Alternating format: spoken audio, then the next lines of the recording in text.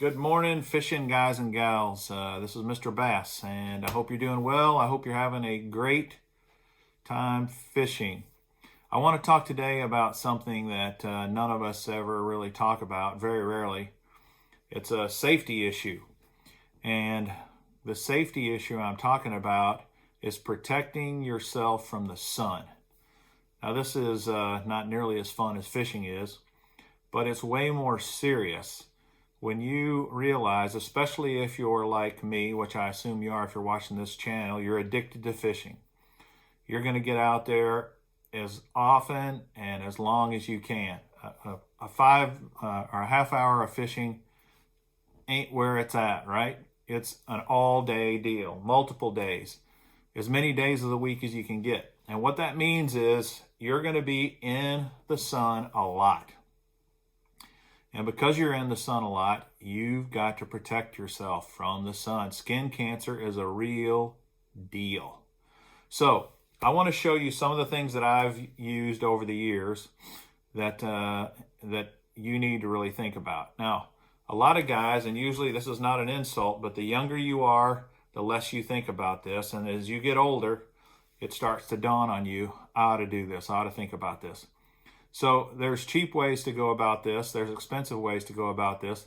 I'm not going to talk about that so much, but I am going to share with you from the bottom down to the bottom what you should be thinking about. So let's start with the head. Your head, of course, is exposed directly to the sun. So you should be wearing a hat at all times on your head. Now, this is the hat of choice, this kind of hat, the ball cap.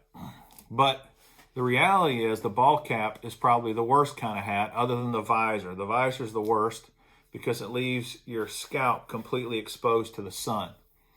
But the next worst is this. And I love these hats. I wear them all the time. They're my favorite form of hat. But when I'm fishing, I try to force myself to get safer. So these are the hats, the kind of hats that I consider. In fact, hold on a second. So let me show you some of the hats that I use, starting with this one. This is a cool looking hat. Hook makes it. Should be pronounced huck, but they pronounce it hook, like a fishing hook. This is a nice hat. It's got a wide brim. It's super light and flexible. You can ball it up and put it in a pocket and do whatever you want to there. It's got mesh panels so that the air flows through the hat all the way around the back, and that's really nice. And it's got SPF 50 protection, something like that. This kind of a hat is doesn't look as cool as this hat, right? But it still doesn't look bad. It's super comfortable, and if you're on a boat at high speed or the wind's really roaring, you can do this. And of course, it makes you look even dorkier, but it still works. It's not a bad option at all. And I use this one, I kind of keep this one crumpled up in my tackle bag. Like, for example, as a co-angler, fishing bass tournaments as a co-angler, you got to have you got to carry a ton of tackle, plus your food and your water and your rods and your life jacket. So you're trying to keep things compact. This is a great compact option that you can wad up, take with you. You can also leave it in the truck and do whatever. All right, so that's the first one. It gives you pretty good coverage around protecting your eyes, your forehead, your ears, even a little bit of your neck. So not bad. Another kind that I have is a little wider brimmed hat. This is a Shelta hat. And what's kind of nice about this is the front half of this bill is really stiff. And they say that this one will stay on your head a lot better. I also like this stiff piece because I can attach my GoPro to it. You can't attach a GoPro to this. You can to this, and this is probably why some guys want to stick with this. But this gives you an option where you could still attach a camera if you wanted to, and still have lots of protection on your ears, the side of your face, even your nose is a good deal. But really, the wider the brim, the better you are for sun protection. And of course, the wider the brim, the goofier you look and the less you want to do it. But when you're thinking about protecting yourself, it really makes sense. So the shelter hat's a good option. It also has like SPF 50 protection. It's got vents in the sides here. A couple of just vent holes. Really nice light fabric though. It should keep you cool. Here's one that I wear probably a ton. This is my tried and true Bass Cat hat. This is made by Hook and Tackle. It's an excellent hat. It has mesh sides, and then it has a zipper panel on the top where you can actually open it and get some airflow through the top as well. That's really cool. It's got even more wider exposure, but then this has even an extra layer of protection. Inside here, you can open this Velcro flap and pull out this thing here. And you'll see Randy Howell wear stuff like this sometimes on the Bass Pro tour. You put that on, and now you really look stupid, right? But look, the whole entire back of your neck is completely protected from the sun, all the way around, and your ears. So there are days when you're out completely exposed, there's no tree cover, there's no cloud cover, the sun's just boiling, bearing down on you. A hat like this makes a ton of sense. And I really would encourage you to think seriously about head protection. And then here's the mother of them all, my pineapple hat. And this pineapple hat, you want to talk about coverage. This bad boy gives you the protection your head and your ears and your face and your neck need.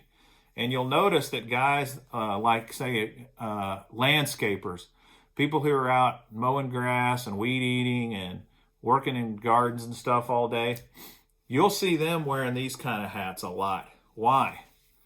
Because they're in it 24/7 all day, every day, and they're smart enough to know that protection from the sun's the most important thing. And believe it or not, these hats are straw, and air does circulate through them pretty good. So by far, the number one best hat, in my opinion, to protect you from the sun is the pineapple hat. But that's up to you, whether you want to do that or not. All right, so that's your head. Now, what about your forehead and your nose and your face and your skin? Well, that's a no-brainer. You got to get you some sunscreen. And I've tried lots of them over the years. I'm fair-skinned. You can tell I'm very light-skinned. So the sun really gets me quick. And this stuff here, I have found does the best. I cover up really pretty much all of my body except my face most of the time when I'm out all day. But I need face protection. And this stuff works fantastic. You can get it at Walmart. But you need sunscreen. You need it for your face and your hands unless you're going to use gloves, and I'll get to that in a minute. So hats, sunscreen, got your face protected. Now, if you don't like sunscreen, like I fished with a guy who didn't like sunscreen, didn't believe in sunscreen, was afraid of the chemicals. Okay, that's fine. Well, here's an option to protect your face. Right? This will protect your face. Now, you can wear this with any hat, but if you're a type guy that says, no way am I going to wear a pineapple hat, I'm a ball cap guy, tried and true, well, then you need the buff. You need this thing here. And this will protect you. Now, I do use this. Why do you think I would not like this, though? It compresses on your face, and it's actually much, much hotter. This is a hot option. And there's lots of companies, Columbia included. This is Columbia, and they make, in my opinion, some of the very best stuff, if not the best stuff out there. They put a chemical in this thing to help it feel cooler, and it really works.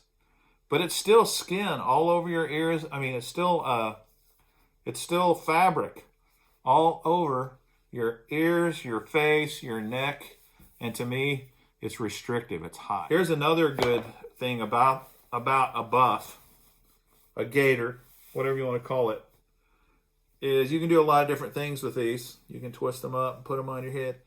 One of the great things about this is you can wad it up and put it in your pocket. It's really easy to take with you. Super portable. So I keep some of these on my boat all the time and keep some in my truck all the time just in case I need them. So that's the face. Got that. Now, torso, arms. You need a long sleeve shirt. That's what you should be wearing. Now this is a fishing shirt that made by a company called Ex Officio. They're a fantastic company for protective, light, cool clothing. They also put chemicals in their clothing. They put lots of vents, see, like this, with mesh panels to keep you cool and let the air circulate and flow through you. And really, once you get used to these long sleeves, they're not bad at all. In any temperature, they're really not bad. You can also roll the sleeves up. There's a couple of other types of fishing shirts that you can use and that I use, and I'm going to show you those here. So, long sleeve shirt. This is a fishing button-up shirt where you can roll the sleeves up. That's one option. Lots of companies make them. The other option is the long sleeve pullover fishing shirt. This is one made by that company Ex Officio. Let me show you. Ex Officio. These guys make great clothes, but they are expensive. Okay? Definitely will protect you from the sun, will keep you cool. If you want something that looks cooler, Hook makes some with Bassmaster. You can get some of their shirts. That's cool. Same thing. It's a sun shirt. It's designed to make you cool. Here's a really cool one that Simms makes that I just bought. This one here from Simms costs $40. Lighter colors will keep you cooler, like whites and light blues and light kind of pastel type colors. They'll keep you cooler. If you're a t-shirt guy and you're like, nope, I'm wearing short sleeve shirt no matter what, then you at a minimum, you need this on your arms. You need sunscreen on your arms. But my option, because sometimes I'm the same way, I just want a short sleeve shirt. I just keep these things in my truck. Columbia makes these. There might be other companies that do. It just slides up your arm. And these little circles are those little chemicals that they put in the shirt to make it feel cooler. Omni-freeze, they call it. You just slide it up your arm like that, and it works great. 100% sun protection. I mean, you're completely protected from the sun, and it really makes you feel cooler than you would think. So those are options. If you want a short sleeve shirt, you don't want one of these long sleeve fishing shirts. Now the hands. The hands need to be protected. And they need to be protected for a lot of reasons. Your hands are in the sun all day long. They're completely exposed. But it's really hard for them to burn, and you don't notice it or feel it.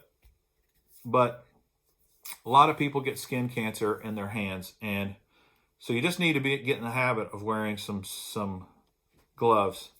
So I've got several types that I use here. These are super lightweight and thin, made by Columbia. They've got like these rubber grippers on them, which are nice, and still give you access to your fingers, but they work great in keeping your hands protected from the sun. Here's another Columbia pair that are a little cooler looking, and they're also excellent. They work fantastic. Okay, here's a couple of pair of Simms gloves. I think this one is Simms. Camo, greenish camo. Now, What's kind of nice about this one is a little better coverage on your index finger and middle finger, and the palm is hollow. It's open to keep you a little cooler. They say this is UPF 50 protection. These gloves work great though. And then I got another pair here, like similar to them. So gloves are a must. Really, if you're not going to use gloves, go with the sunscreen, but you need to protect your hands. And this is one guys don't think about a lot, like I said, because you don't ever really get burned or don't feel like your hands get burned, but they definitely do. Okay, I'm not going to talk about the legs and the feet, but, well, I guess I will quickly. If you're a barefoot guy, a flip-flop guy, you need to be putting stuff on your feet. And so that's sunscreen, you know. Sunscreen probably for the feet and legs if you're going to wear shorts and go barefoot or flip-flops. Lots of guys like to do barefoot on the boat. You need full body protection, though. Don't fool yourself. And the very last thing is these bad boys, the most important things you've got. Your eyes. And why do these need to be protected? There's a lot of reasons, but the biggest one that I know of, and I'm not a doctor, but the biggest one that I'm aware of is cataracts. Now, when you're young, you think, no big deal. But these ultraviolet rays of the sun do damage to your eyes. They do cause, they're one of the causes of cataracts. And my eye doctor told me you should, if you're out in the sun, it doesn't matter. When you step out of the house, when you're in your car, when you're on a boat, whenever you're out in the sun, you need sunglasses. And if you do, it's going to take a lot longer for cataracts to develop onto your eyes. So these are just common sense things, guys. Common sense ways to protect yourself. Get yourself a pineapple hat. Get yourself some long sleeve shirts and some fishing gloves. Do the right thing and protect yourself. And that way, an awesome day of fishing doesn't have to turn into a super painful weekend of sunburn or a super tragic ending of skin cancer. It's the real deal, guys. Please take it seriously. I hope you like this. I hope it was helpful. Let me know your ideas on this topic. See ya.